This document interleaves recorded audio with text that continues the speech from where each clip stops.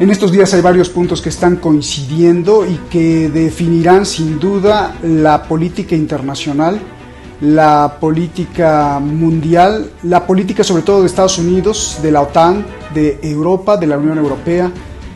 Hay muchos puntos que coinciden, fechas que coinciden y que además los hechos hablan por sí solos. Desde el G7, como varias ciudades ucranianas rusas, en donde se levanta el conflicto, donde se levanta incluso la contradicción y confrontación, asimismo como lo que está pasando en Oriente Medio, la Liga Árabe, Siria, el saludo entre Bashar al-Assad y el príncipe heredero de Arabia Saudí. Son muchas cosas que están sucediendo justo en este momento y que justo en este momento tenemos que analizar. Soy Roberto de la Madrid y esto es Detrás de la Razón, como siempre ha sido suyo. Comenzamos.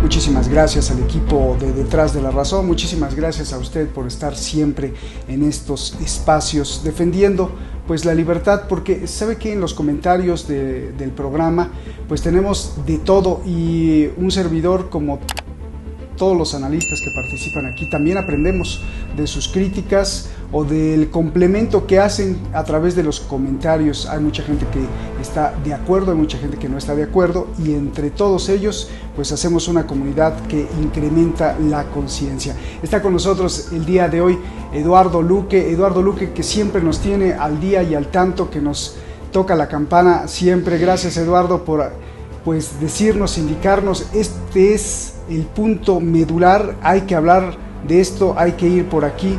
Eduardo Luque, muchas gracias por estar con nosotros. Y está también con nosotros Eduardo Bior, dos Eduardos.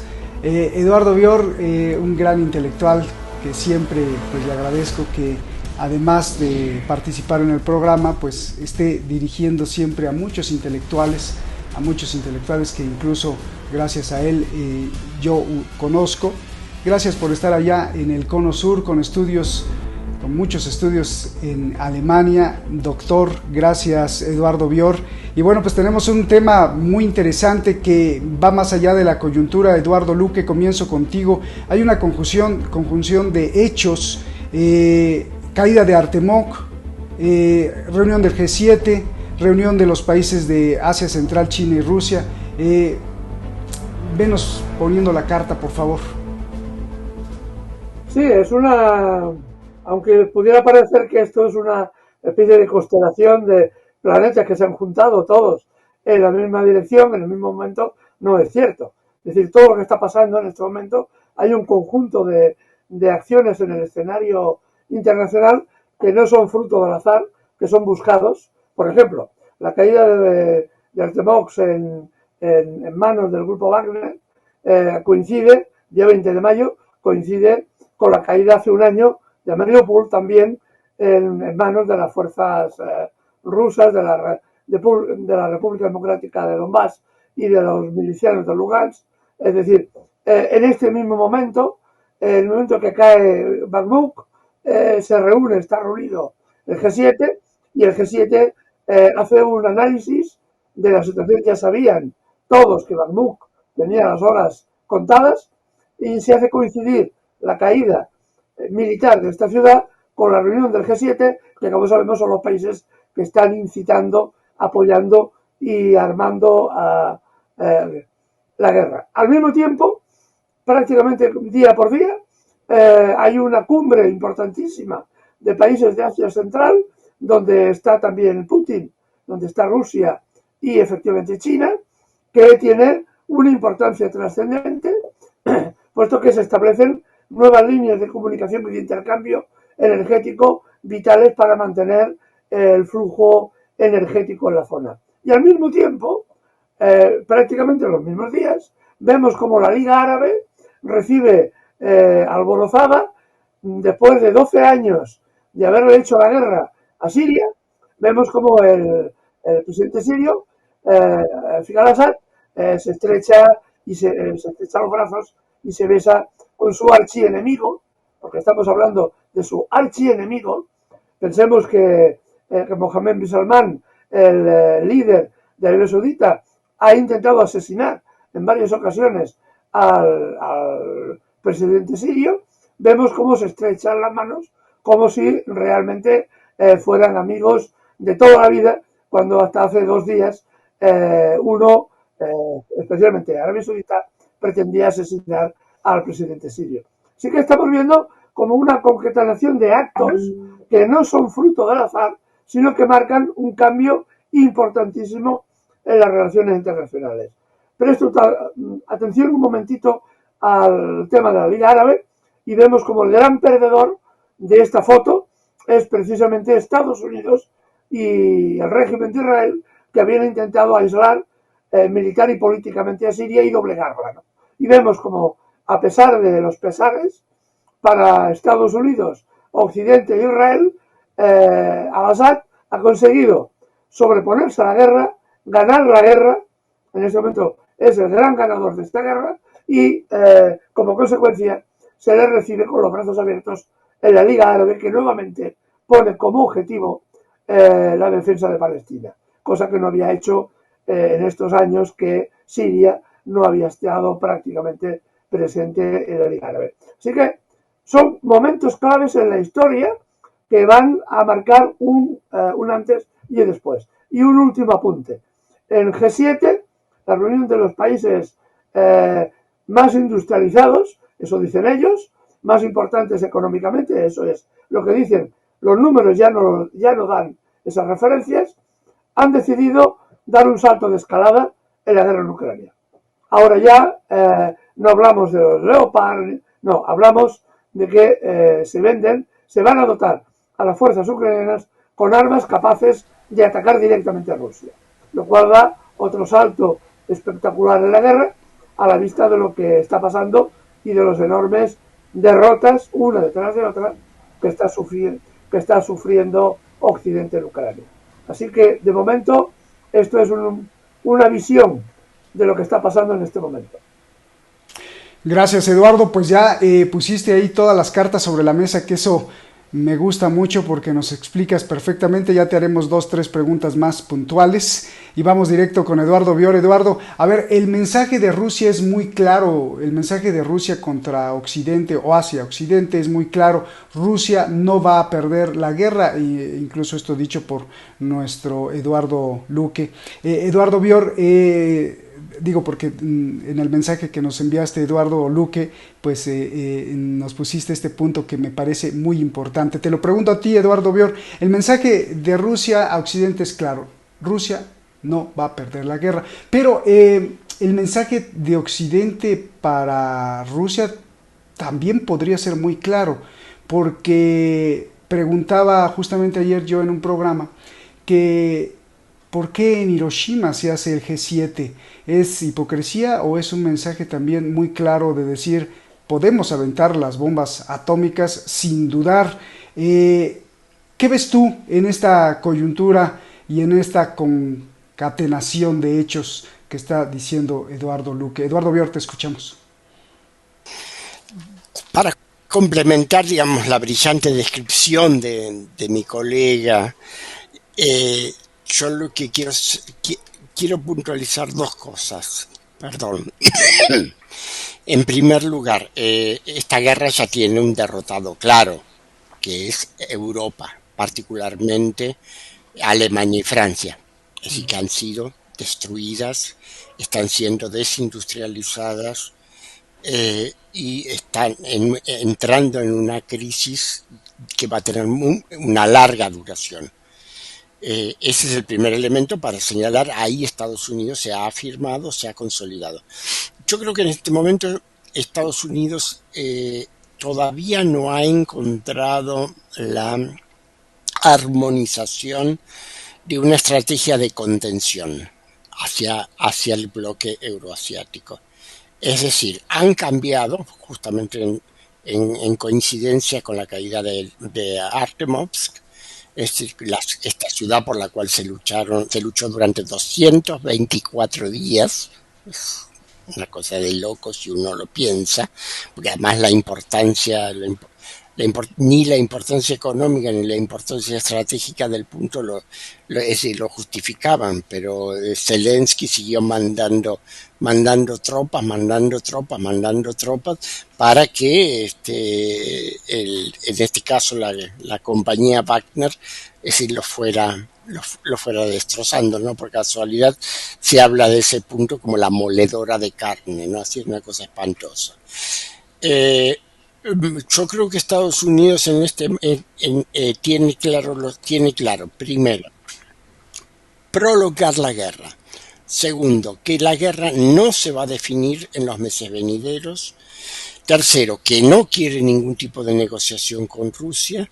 Y cuarto, es la incógnita, ¿dónde poner su esfuerzo de guerra principal para contener la consolidación del bloque euroasiático? Es decir, esa es la primera incógnita. Da la impresión como que la cumbre del G7 en Hiroshima indicara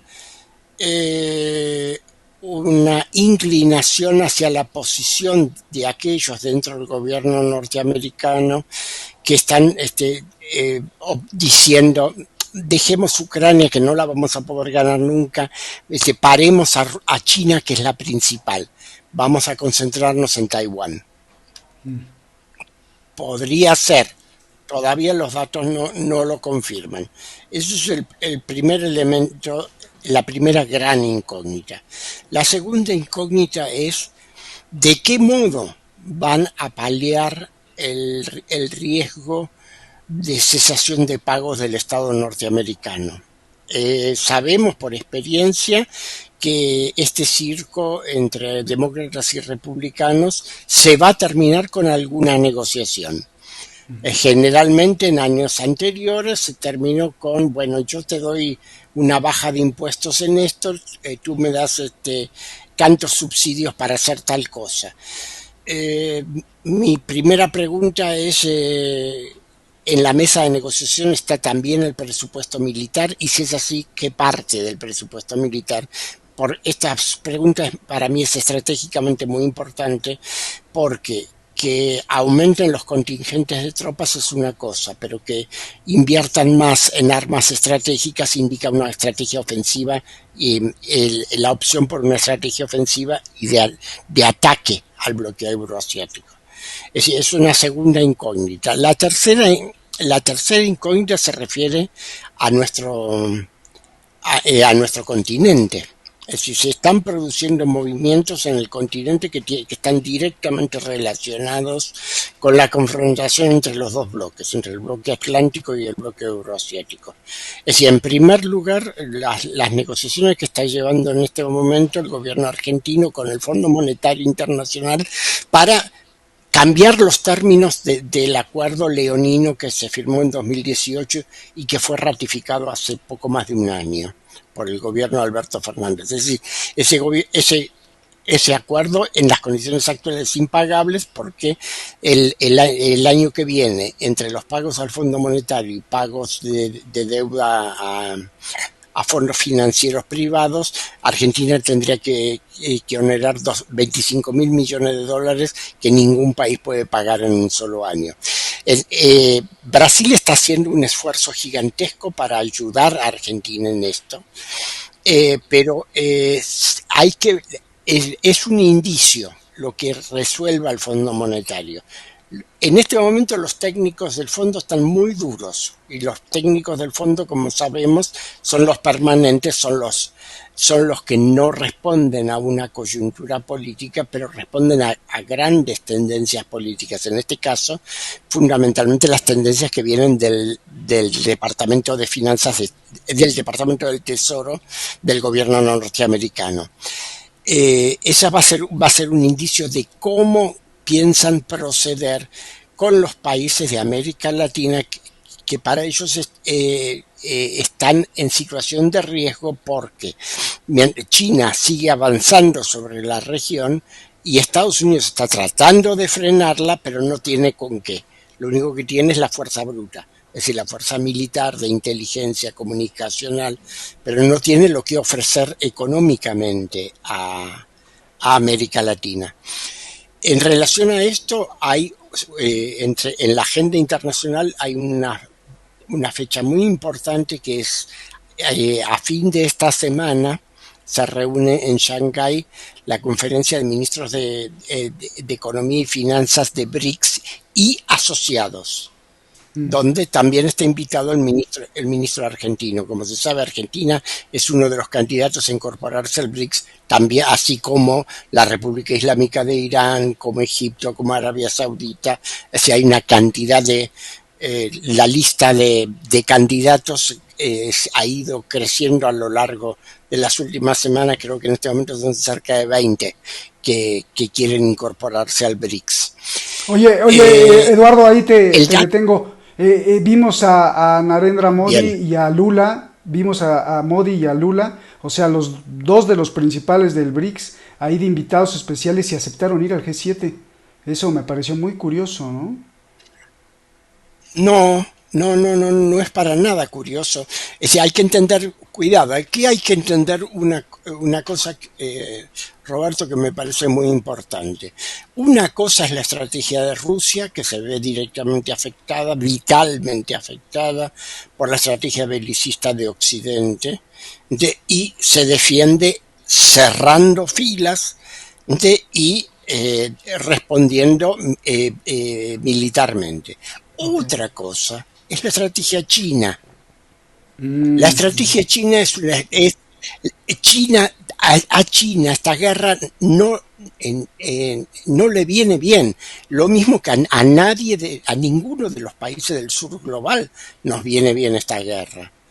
Si uno puede entender las razones de Rusia, pero esta guerra para nosotros es catastrófica. Es decir, primero porque ha producido una catástrofe financiera. Indirectamente no es culpa de Rusia, pero las medidas económicas que han tomado los países de la OTAN, las sanciones y todo eso, ha creado un grave problema económico, financiero y comercial a nivel mundial. Y a China, particularmente, le cortó los vínculos con su socio principal, que era Alemania. Entonces, lo que China está haciendo es armar una nueva arquitectura diplomática, lo cual implica tener abiertas las puertas en muchas direcciones. Si por China fuera, estaría ahora mismo dialogando con Estados Unidos. Lo que pasa es que primero tiene la alianza con Rusia, que es vital para China, y por el otro lado una estrategia belicista ciega en Washington. Pero la guerra no es la perspectiva de China. Por lo tanto, está muy contenta de que Lula hable con Estados Unidos, hable con Rusia,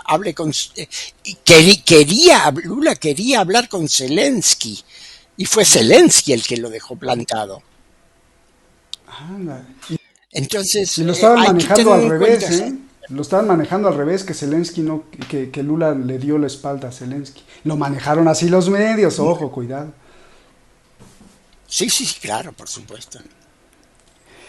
Eduardo, pues gracias por abrirnos estas interrogantes, sobre todo tus incógnitas, las incógnitas que denuncias que tiene el propio Estados Unidos son brillantes. Eduardo Luque, digo Eduardo Luque para distinguirnos a Eduardo Bior, Eduardo Luque. Somos tres tocayos porque yo también soy Eduardo. No nos vamos a poner Eduardo I, Eduardo II, Eduardo III, porque eso huele a monarquía. Y yo soy republicano y popular. Muy bien. Bueno, Eduardo Luque, ya nos hablaste de cómo coinciden los eventos belicistas en el terreno, ya nos hablaste de la fotografía de la vergüenza, porque yo le llamaría la fotografía de la vergüenza, en donde la Liga Árabe se está uniendo, pero siempre tenía ahí al hegemón, a Estados Unidos, y ahora pues ha perdido este poder político, ha perdido el control prácticamente ahí en las decisiones, a menos que bueno nos estén tomando el pelo a todos, pero la foto lo dice por sí sola, la foto de la vergüenza, en donde la propia revista Newsweek señala que Biden ha recibido su mayor golpe de su vida política en el caso de Siria. Pero Eduardo Luque, háblanos de esta agresiva y caótica declaración del G7, de estos que se dicen los más poderosos del planeta y del universo, contra China.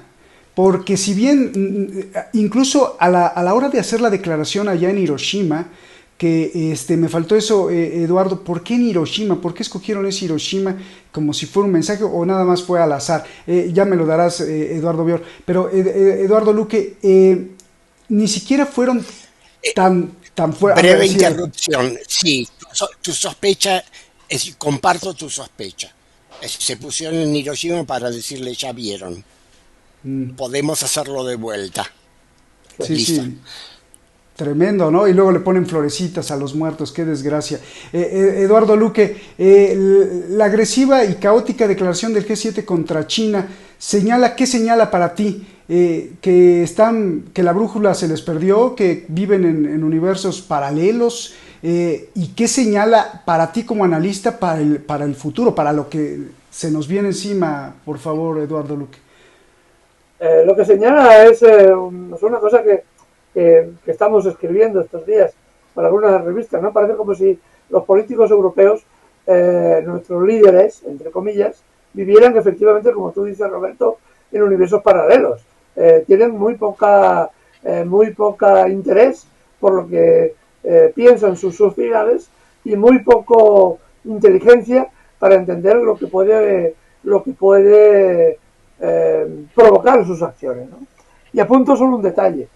Hace pocos días la aviación y los misiles rusos destruían el mayor almacén de municiones de Ucrania con material novísimo que había llegado hacía muy pocos días de Europa Occidental a través de Polonia. Estamos hablando de un almacén que estaba a 180 kilómetros de Polonia. El estadillo de la munición fue de tal magnitud que equivale, por los datos que se tienen, al estallido de una bomba nuclear, pero no era una bomba nuclear, era el estallido de la munición, y sobre todo había almacenado enormes cantidades de munición de uranio empobrecido. Este uranio que ya había dicho Reino Unido que enviaría a los tanques, a los nuevos tanques que enviaban al frente ruso, fue volatizado. Bien, ahora ya tenemos los datos contrastados de que la explosión levantó una nube nuclear que está siendo empujada por el viento y a horas de hora, en este momento, ya está sobrepasando la frontera polaca y parece ser, por los últimos datos que consulté el día pasado, se podía extender hacia Suecia y hacia Reino Unido, ¿no? Estamos hablando de este tipo y no ha sido el uso de un arma nuclear, sino la destrucción de armas nucleares almacenadas en silos, por cierto, muy protegidos en la zona de Ucrania. Estamos observando esto, ¿no? Y en medio de todo esto, lo único que hace el G7, estos países importantes, es dar un salto de escalada y decir que eso no importa, que no tiene nada que ver, y que van a entrenar pilotos para pilotar los F-17. Automáticamente la respuesta rusa ha sido también clara y diáfana. Los F-17 o F-16 o los F-18, los aviones que consiga Zelensky, no son armas defensivas, son armas ofensivas y que por tanto ellos buscarán el lugar donde esos aviones salgan para realizar sus misiones sobre suelo, sobre espacio ucraniano o ruso. Y esos lugares son Polonia y Rumanía. Es decir, la amenaza, la declaración rusa en este sentido es meridianamente clara porque está diciendo que irán al origen de esta acción militar si se produce. Así que tenemos dos escenarios muy importantes. Y para que entendamos la estulticia de los dirigentes europeos, yo pongo un ejemplo. Hoy, mejor dicho ayer, salió un escándalo en Reino Unido. Uno más. La ministra de Asuntos Exteriores, resulta que el domingo pasado le pusieron una multa por exceso de velocidad y no se le ocurrió a la buena mujer nada más que intentar presionar a los funcionarios que le iban a poner una multa por exceso de velocidad y le iban a retirar 3 puntos para intentar no salir en la prensa conforme que había cometido ese pequeño delito, ¿no? Exceso de velocidad, una multa, 3 puntos, etc. Presionó a los funcionarios, salió a la prensa y evidentemente se ha montado un escándalo muy importante en el Reino Unido. Pero fíjense, los teleoyentes, la estulticia de esta gente, que este personaje, la ministra de Asuntos Exteriores del actual gobierno del Reino Unido, había sido, hace unos meses, ministra del Interior con otra presidenta, con la señora Liz Truss, también del Reino Unido. Y también, en aquel momento, tuvo también que dimitir, porque tuvo también otro problema, no se le ocurrió otra cosa que enviar documentos secretos del ejército del Reino Unido relacionados con Ucrania por vía WhatsApp, en un WhatsApp que sabemos que son abiertos y que tienen muy fácilmente acceso de gente especializada, ¿no? Pues ese caso, a esta ministra, que era en ese caso ministra del Interior en aquel momento, dimite porque comete un enorme error, pero no encuentra a nadie más capacitado y la vuelven a nombrar ministra de Exteriores con el nuevo gobierno. Y esta misma señora vuelve a meter la pata hasta el fondo de la olla, como dice la expresión, ¿no? Esto da el nivel intelectual de la dirigencia política en Occidente, lo cual es muy grave. Porque uno echa en falta políticos como Helmut Kohl, siendo muy conservador, pues Reder, políticos, gente, o Mitterrand, incluso Valéry Giscard d'Estaing, ¿no? Por hablar de alguien, ¿no? Gente que tenía cierta capacidad intelectual para entender los procesos. Estamos en manos de auténticos, me perdona la expresión, de auténticos idiotas, que han sido elevados al poder a través de campañas publicitarias, demostrando su estulticia. Y eso es peligrosísimo para los pueblos, porque esta gente vive en universos paralelos, no sabe, ni tienen interés, ni parece preocuparles las consecuencias de sus actos, y nos están empujando a todos a una guerra que puede ser perfectamente apocalíptica, ¿no? Esto es realmente a mí una cosa que me preocupa y que ya hemos dicho alguna otra vez aquí en el canal, ¿no? Y un último apunte. Lo que ha dicho el G7 claramente es prolongar la guerra, acentuar la guerra y subir de escalada. El envío de los nuevos aviones de caza que se producirán, ahora están diciendo que no, que sí, que solo vamos a entrenar a los pilotos, que no sé qué, sabemos. Igual que cuando el tema de los Leopard, sabemos que los Leopard llegaron y ya están siendo destruidos en el campo de combate, en el campo de batalla. Los aviones norteamericanos también serán enviados a Ucrania para aumentar el nivel de escalada, ¿no?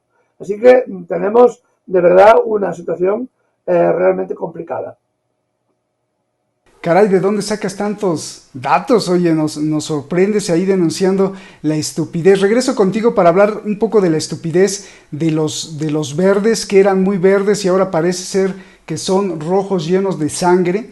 y que esto es otro de los peligros que tú mismo denuncias en todos tus artículos, Eduardo Luque. Eduardo Bior, tu mirada hacia Oriente Medio, o sea, la Liga Árabe, yo cubrí en particular, nosotros, Shad y el equipo, cubrimos desde el 2014 la guerra en Siria y Bashar al-Assad, Irán y todos los contestatarios de Estados Unidos. No nos cansábamos de denunciar cómo Arabia Saudí no solo quería matar a Bashar al-Assad, sino que Bin Salman, el príncipe heredero sádico que mandó a matar a Jamal Khashoggi, no solo planeaba el asesinato del presidente sirio, sino que inyectaba miles de dólares y luego millones de dólares a los grupos takfiríes, a los grupos radicales islámicos, preparaba terroristas, les mandaba terroristas por todos lados porque quería apropiarse o derrotar completamente al gobierno sirio y apoderarse de esa parte estratégica siria. Era el archienemigo, como dice Eduardo Luque, y ahora lo vemos dándose besos con Bashar al-Assad. Ya ni hablar de la hipocresía y de la doble moral, pero ¿qué ves en el tablero de ajedrez, estas jugadas maquiavélicas, oscuras, llenas de terror?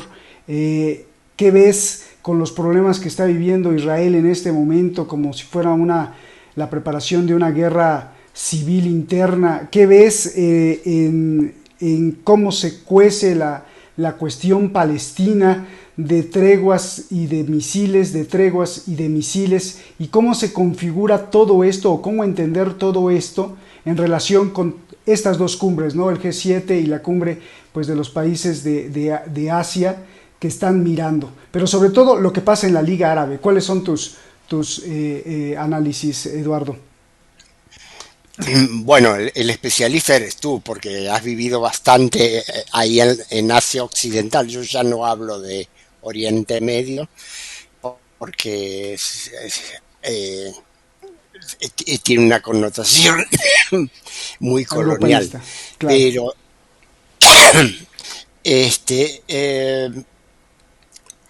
yo diría, como decía mi abuela asturiana, por la plata baila el mono.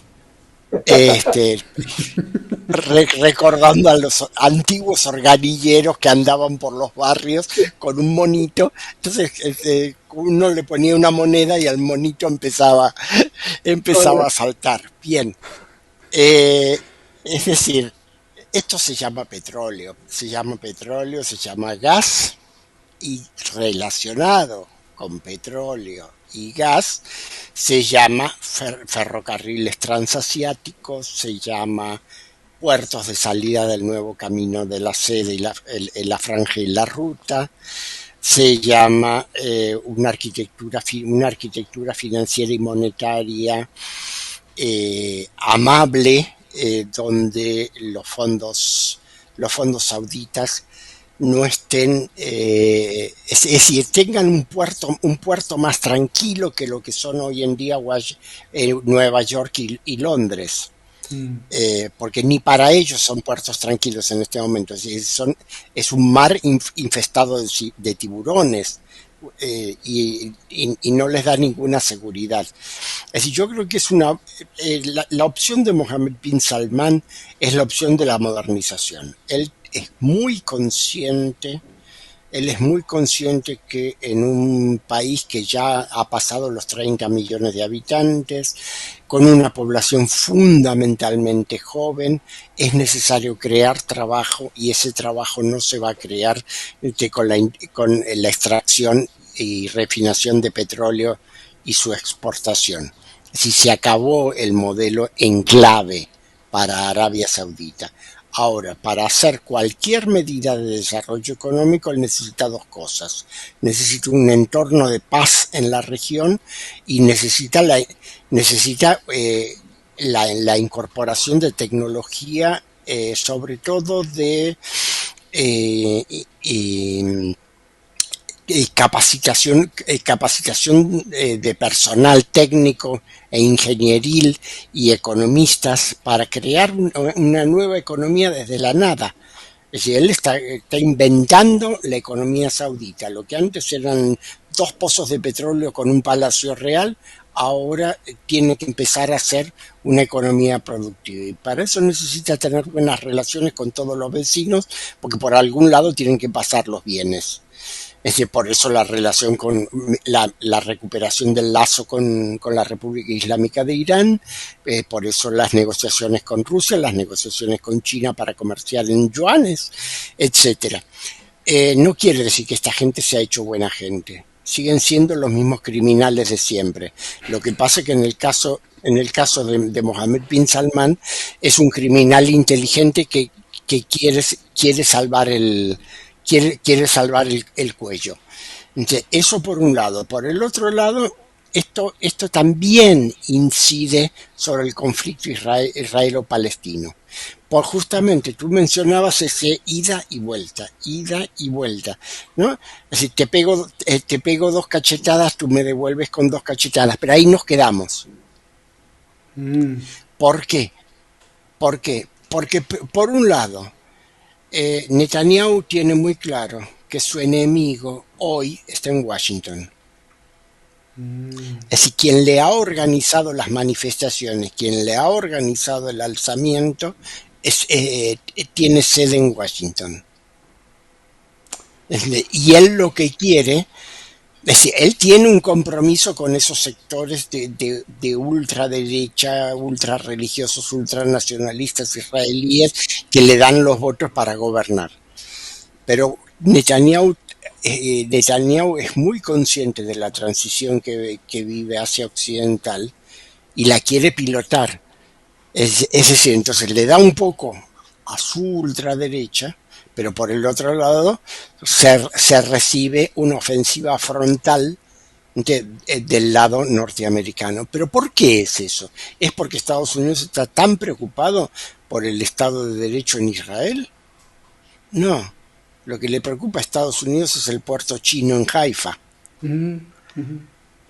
Y Estados Unidos quiere poder determinar e intervenir sobre la explotación del gas en el Mediterráneo Oriental, en esa cuenca compartida entre Israel, Líbano y Chipre, Claro. que justamente se ha saldado, ese conflicto se saldó con un acuerdo de límites entre Israel y Líbano, que Netanyahu primero dijo que él lo iba a abrogar cuando subiera y después no lo hizo.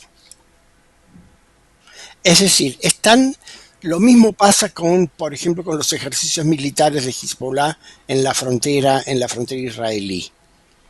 Fue para demostrarle, nosotros podemos hacer esto, tengan cuidado con lo que hacen ustedes. Claro. Es decir, hay un proceso muy delicado. Yo no sé para dónde va a derivar Israel en los próximos meses. Por supuesto, está internamente muy enloquecido porque está todo muy ideologizado. Es decir, no se razona en términos de política, en términos de la ubicación de Israel en el escenario regional, pero yo creo que el único actor realista que veo allí es Netanyahu, que tiene una muy buena relación con Putin, con Vladimir Putin ya desde hace años, una relación de mutuo respeto, no es que se amen, una relación de mutuo respeto. Netanyahu sabe que en Rusia viven todavía creo que 1,5 millones o 2 millones de judíos, y eso lo cuida. Además que uno de los partidos importantes de Israel representa a la minoría rusa, o sea, la minoría judía rusa. Eso por un lado. Y por el otro, Rusia le ha sacado las papas del fuego más de una vez a Netanyahu. Tiene un status quo respecto a Siria. Vamos a ver si cómo evoluciona eso. Qué momentos, ¿no? Qué momentos, Eduardo, estamos viviendo el mundo, ¿no? Es un momento tremendo de incertidumbre, ebullición, incandescencia, de toma y daca, quédate un ratito quieto y ahí vemos. Regreso contigo, Eduardo Biol, pues ya para la última pregunta e irnos, y yo te pregunto la última, Eduardo Luque, desde la psicopedagogía, que es pues tu principal campo de estudio, desde la didáctica, que a veces pues no se tiene presente, pero que es muy importante para construir las narrativas, no solo en la escuela o para los niños, sino para construir las narrativas sociales que nos hacen pensar, maldecir, culpar, ver al bueno que ellos quieren, ver al malo que también quieren. Está pasando algo muy peligroso, sobre todo en Europa, y que también puede pasar en el resto del mundo, que es esta especie que denuncias también en tus artículos, Eduardo Luque, la transmutación. Hay una transmutación terrible que acaba en el campo de batalla incluso. Por ejemplo, ¿cómo entender que los que se decían verdes en Alemania y que apoyaban el movimiento pacífico de amar a la tierra y bla, bla, bla, pues ahora estén apostando por sangrar, vean con malos ojos la paz en Siria, por ejemplo, vean con malos ojos la paz en Ucrania y apuesten por disparar? No entiendo. Explícame cómo está sucediendo esto, sobre todo en Alemania, y qué peligro o qué peligros nos plantea a la civilización humana ver este tipo de cuestiones que se originan en esta transmutación política, pero que acaban tanto en los bolsillos de los padres de familia como en balazos o bombas en el campo de batalla, Eduardo Luque. Sí, estamos Te viendo pido un un favor, fenómeno. Sí, perdón, un segundo. sí, Como yo lo viví personalmente, luego que hable el colega, te pido un minuto para hablar de eso. claro que sí, claro que sí. Adelante, Eduardo Luque. No, el problema que estamos viendo es como lo que eran, digamos, los ideales hace 10, 15 años, supuestamente de la política europea, se han modificado enormemente y ahora aparecen realmente los intereses espurios que estaban detrás de todos estos procedimientos. Lo estamos viendo con muchos partidos que eran de los denominados de la izquierda verde, que ahora no lo reconoce absolutamente nadie, ¿no? El ejemplo más evidente es el ejemplo alemán. La señora Baerbock, que es una de las dirigentes del Partido Verde Alemán, ahora el otro día decía que aquí incluso lo sacamos en el canal, diciendo que Alemania estaba en guerra con Rusia, y se quedó tan ancha, ¿eh? Una afirmación de ese tipo, lo primero que uno debería pensar es que una ministra de Exteriores debería tener un cierto sentido de la prudencia, cuando menos. ¿Pero qué estamos viendo? Estamos viendo que hay una oleada de dirigentes políticos que están ascendiendo, muy jóvenes, que están ascendiendo a las instituciones, que carecen del bagaje intelectual necesario para llegar a los sitios que ahora mismo tienen. La primera ministra de Italia, que es una señora de extrema derecha, aquí Podemos en España, incluso el Partido Socialista Español, el Partido Socialista francés, que se ha desintegrado especialmente, la revuelta en Francia, está clarificando también, que está mostrando una disonancia cognitiva muy importante entre los dirigentes políticos y sus pueblos. Las movilizaciones que hay ahora mismo en Bulgaria, en Suecia, en Hungría, en Italia, que se han dado, algunas en España, que se están organizando, en Reino Unido, que está promoviéndose una huelga general, como no había otra desde la época de Thatcher, lo que demuestran claramente esta disonancia cognitiva. Y cómo la izquierda, o la llamada izquierda verde, ecologista y tal, lo único que ha hecho, lo único que es una especie de camuflaje. Detrás están los intereses de las grandes empresas, de los grandes conglomerados industriales, que son los que dictan la política. Y ahí hay otro factor importante. Vemos como muchos de estos dirigentes han sido formados en las universidades de antiguos personajes como George Soros y otros más, o los think tanks del pensamiento norteamericano, que de alguna forma lo que hacen es atraer a esta gente joven a estas universidades, lo formatean conforme sus principios y sus intereses y los empujan hacia el estrellato político. Caso de Canadá, por ejemplo, que aquí lo hemos comentado alguna vez, es un caso evidente. El caso de la antigua dirigente primera ministra de Finlandia, que ya ha sido derrotada y ha pasado a mejor vida política, me refiero, también era un caso evidente. El señor Macron, que ha sido formateado en las universidades del señor Soros, es un personaje creado por la publicidad y que sirve a los intereses de los grandes grupos dominantes, especialmente de los grandes grupos de pensiones como BlackRock, ¿no? Entonces, tenemos una oleada de dirigentes políticos que, ya digo y repito, que tienen una enorme disonancia cognitiva con lo que está sufriendo sus pueblos, que además le importa bien poco, y esta gente es la que nos empuja hacia la guerra porque están al servicio de los grandes grupos financieros, que son los que están interesados en mantener la guerra en Ucrania, y que les importa bien poco que Zelensky, por ejemplo, haya sacrificado 60.000 hombres, 60.000 muertos en la batalla por Bakhmut.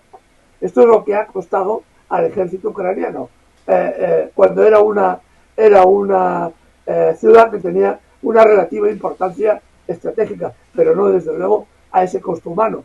Pero evidentemente, mientras mueren, se gastan municiones, se gastan proyectiles, se gastan obuses y alguien está haciendo el negocio.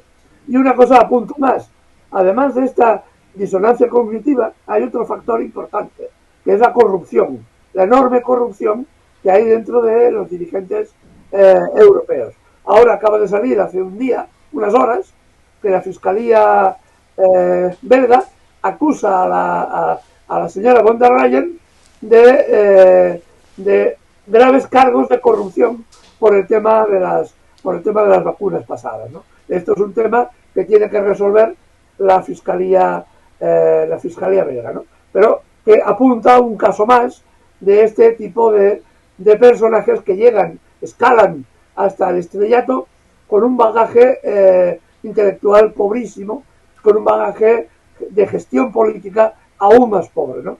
Recordemos que la señora von der Leyen fue ministra de Defensa con Alemania y fue echada. Tuvieron que echarla porque había unos agujeros presupuestarios monstruosos en el presupuesto de defensa alemán, y el ejército alemán era un auténtico desastre, con barcos que no navegaban, con tanques que no andaban porque no tenían repuestos ni gasolina, ni helicópteros que no se podían elevar a los cielos porque carecían de lo más indispensable, ¿no? Esto fue lo que dejó la señora von der Leyen, y ahora la nombraron automáticamente como presidente de la Comisión Europea. Así que tenemos un ejemplo evidente, como antes explicaba también el otro ejemplo de la ministra de Exteriores inglesa, también de gente que ha llegado al estrellato con nulas capacidades políticas. Y esto realmente es espantoso. Lo que deberíamos preguntarnos es el impulso, la potencia de los medios de comunicación para crear políticos de la nada, políticos que solamente son imágenes televisivas y que detrás no tienen un discurso, ni siquiera un objetivo a donde ir. Se limitan a actuar en función del último input de las encuestas electorales y poco más. Excelente, excelente tu exposición, y prepárate porque una de las candidatas presidenciales favoritas del presidente de México, López Obrador, para que sea la presidenta de México, es becaria, ¿no?, de la Fundación Rockefeller. Como tú dices, los formatean. Eso me gustó mucho. Eduardo Luque, pues muchas gracias. Regreso contigo para tu cereza del pastel, para algo que se nos haya escapado, y pues tu conclusión final.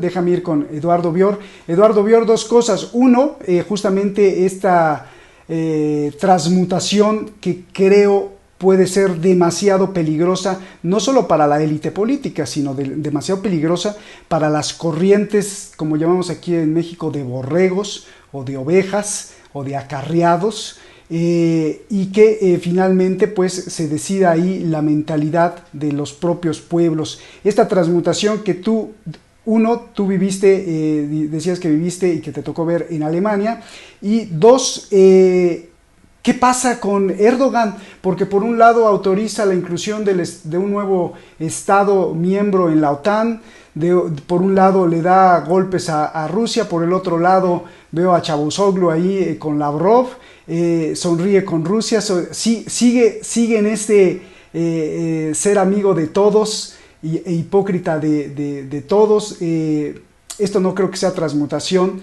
y que también es un pilar muy importante en lo que está sucediendo en el planeta. Eduardo, adelante, por favor. Primero un comentario muy pequeño, muy corto, Vale. sobre el tema de los verdes alemanes, porque los conocí naranjo. Es decir, yo viví en Alemania entre 1980 y 2004 y fui miembro del Partido Verde entre 1989 y 1999.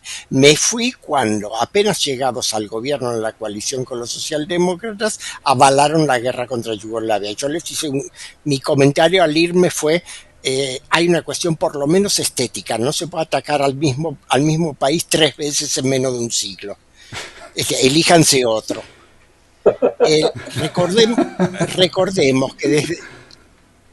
Recordemos que desde la Guerra Fría, Estados Unidos siempre tuvo, además de su sostén por las fuerzas conservadoras en Europa, siempre tuvo una mano, por un lado, hacia la ultraderecha neofascista o neonazi, y por el otro lado, hacia la izquierda no comunista. Los propios movimientos, entre comillas, antiautoritarios de fines de los años 60 se dirigieron principalmente contra De Gaulle y contra Willy Brandt. Y esos lazos se mantuvieron a través de los años. Es decir, yo viví muy de cerca como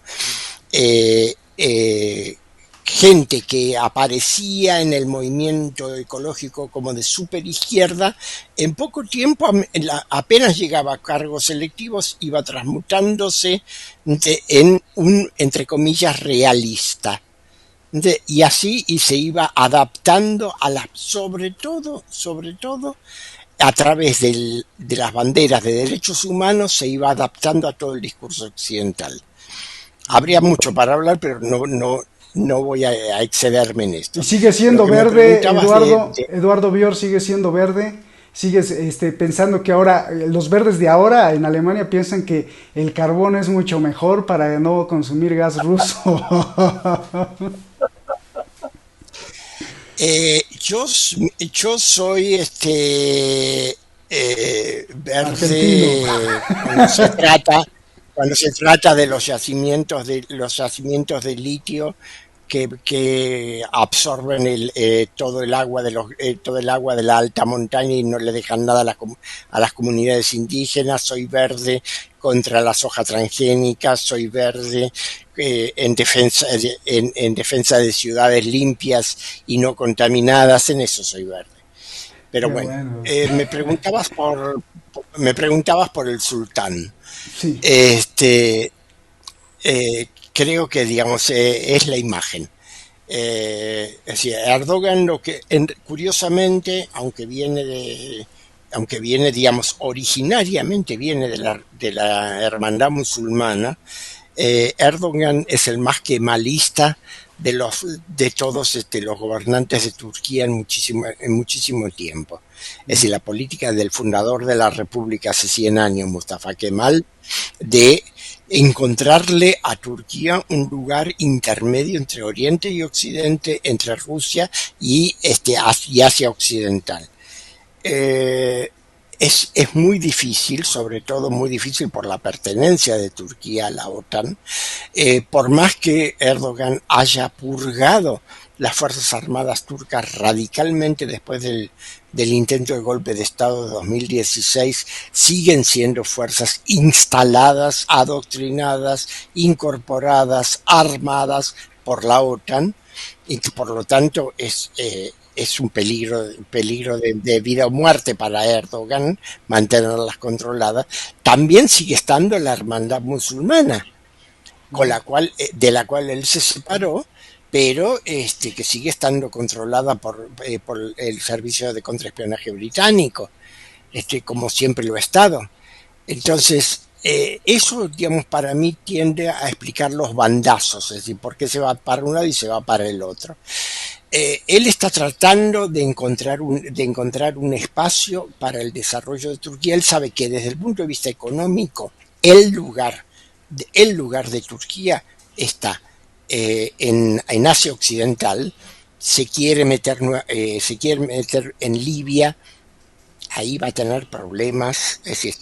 Consiguió la explotación de los yacimientos en el Golfo de la Sirte, pero ahí va a tener problemas porque va a chocar con va a chocar con Egipto y va a chocar también con Rusia.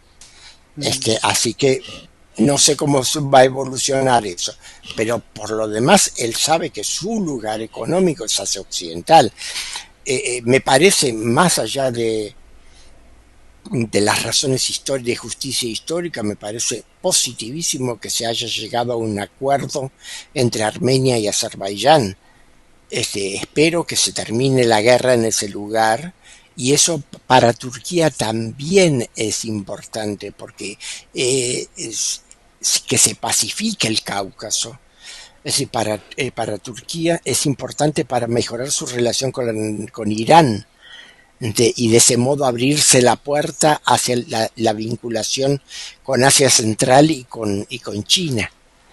Entonces yo no sé qué es lo que va a pasar en la segunda vuelta electoral el domingo que viene. Tiendo a creer que Erdogan va a vencer, pero la crisis no va a terminar con eso. Es decir, que la reconstrucción tras el terremoto de febrero le va a traer muchos problemas todavía, y yo no sé si el Estado turco está en condiciones de hacerlo rápidamente, porque si no lo hace rápidamente va a tener muchos problemas sociales. Bien. Entonces, es una situación que está en transición, completamente, pero del lado occidental no recibe ninguna ayuda, más bien lo contrario. Pues Eduardo, qué programazo, de verdad. Yo lo disfruto mucho y pues el público también. Todos estos destellos de inteligencia y de información que nos dan, pues es para estar agradecido eternamente. Eduardo Bior, muchas gracias. Eduardo Luque, muchas gracias. Su cereza del pastel, Eduardo Luque, en algo que se nos haya ido, algo que no hayamos tocado, tu conclusión o la palabra mágica. Escoge una palabra y dinos por qué escoges esa palabra para este momento tan delicado, tan importante de coyuntura en el mundo y para las próximas generaciones, nuestros hijos y nuestros nietos. Adelante, Eduardo Luque. No, en este caso no será una palabra como es en otras ocasiones. He salido con lo que decía mi contertulio, que tiene toda la razón con el tema de Turquía. Yo adelanto y hago un pronóstico. Erdogan ganará las elecciones el próximo domingo. Yo estuve hace unos meses también de visita por Turquía y entiendes un poco la circunstancia interior también. No era la primera vez que visitaba el país, lo conozco bastante, y realmente el peso de Erdogan en las zonas interiores del país es muy, muy importante. Y lo que ofrece Occidente, que apoya a la oposición, es prácticamente humo, no ofrece nada. Y por tanto, Erdogan, yo pienso que efectivamente con los bandazos, porque Erdogan aplica aquel principio de Lord Palmerston, aquel primer ministro inglés, que decía que Inglaterra no tenía ni amigos ni enemigos eternos, tenía intereses eternos y ellos estaban para defenderlos. Erdogan hace lo mismo, entiende que su forma de hacer con Turquía defiende el imperio, lo que él pensaba, creía que era la reminiscencia del imperio otomano, es un nacionalista turco y evidentemente lo que le ofrece Occidente son muchísimos más problemas que lo que le ofrece en este momento Putin, que además le está ayudando a construir 2 centrales nucleares, le está proporcionando gas a precios muy razonables y hay una buena relación económica. Así que la victoria de Erdogan, si finalmente se produce, yo pienso que sí, será un golpe más que recibirán los Estados Unidos en la zona, que realmente tienen una situación complejísima a partir de ahora. Pues, oye, me adelanto, qué fuerte lo que estás diciendo, me adelanto a los comentarios de nuestros seguidores, que a veces son muy inteligentes, irónicos, muy chuscos, muy divertidos, y van a decir, oye, si gana Erdogan, te van a adorar, Eduardo Luque, pero si pierde, ¿qué vas a invitar? ¿Un churrasco? ¿Un bife de chorizo? ¿Un chuletón? ¿Un fideuá? Ya que estás por allá por Cataluña. Pero bueno, Eduardo Bior, tu cereza del pastel, tu conclusión, algo que quieras agregar, una palabrita, nos vamos.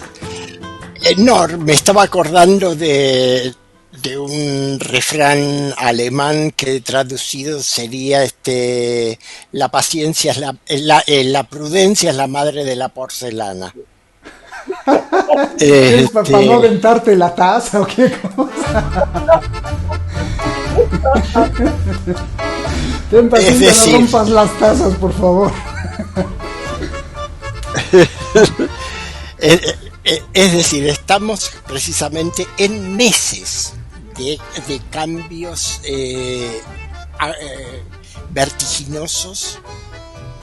En semanas, en días se precipitan procesos de muchas décadas y cambia el mapa del mundo. Lo hemos hablado, conversado durante todo el programa, y lo que se viene de aquí, por lo menos hasta, yo lo dataría con la cumbre de los BRICS en Johannesburgo en agosto próximo. Es una ola de cambios que también pueden ser revertidos por hechos violentos, ¿sí? No quiere decir que el cambio va en una sola dirección. Muy bien. Cuidado, porque el otro también juega, el enemigo también juega. Entonces, realmente, tanto para los actores como para los analistas internacionales, mi consigna es prudencia. Prudencia, para que no se rompa la porcelana. Qué bonita frase, qué bonito lo que dices también, Eduardo Luque. Muchísimas gracias por este programazo de alto nivel, de verdad. Perdón por las flores o por ser cursi, pero pues también esta parte del sentimiento humano hay que exaltarla y hay que decirlo, las cosas así como son, como se sienten. Eduardo Bior, un gran abrazo, hermano. Eduardo Luque, un gran abrazote, gracias por este programa, porque fue prácticamente pues la invitación a tocar estos temas que tú nos propusiste fuera de cámara. Gracias, Eduardo Luque, nos vemos, y a usted, a ti que nos ves en cualquier parte del mundo, muchísimas gracias, nos vemos y hasta la próxima, buenas noches.